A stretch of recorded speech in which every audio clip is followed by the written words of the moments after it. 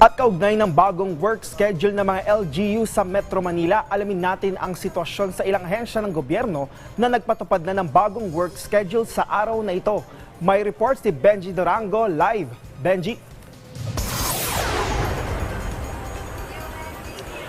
Rod, good morning. Nandito tayo ngayon sa hallway ng Quezon City Hall at kung mapapansin niyo sa aking likuran, mangilan-ngilan pero mayat maya naman ang dating nitong mga empleyadong maagang pumapasok ngayong araw. Samantala, alas 7:17 pa lamang ng umaga, Rod, ha? Pero pansinin ninyo dito sa entrada ng kanilang gusali ay makikita ninyo na maaga sila nabukas at busy na rin ang entrada na yan. Mula kasi sa dating alas 8 ng umaga ay alas 7 na ngayon ang pasok ng mga empleyado ng Quezon City Hall. Hindi lamang sa Quezon City Hall, kundi sa mga LGUs ng Metro Manila.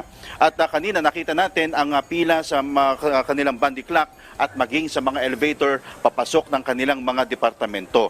Lahat ay naghahabol ng oras para hindi malate sa unang araw ng implementasyon ng Modified Work Schedule.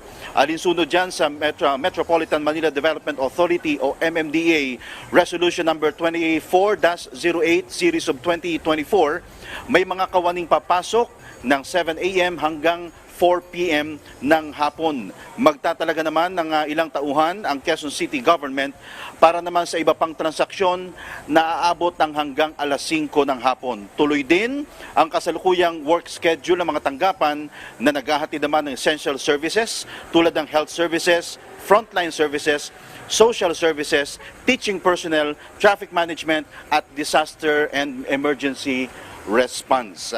Ang hakbang na ito ng MMDA ay para masiguro at makatulong sa pagpapagaan ng trapiko dito sa Metro Manila. Rod?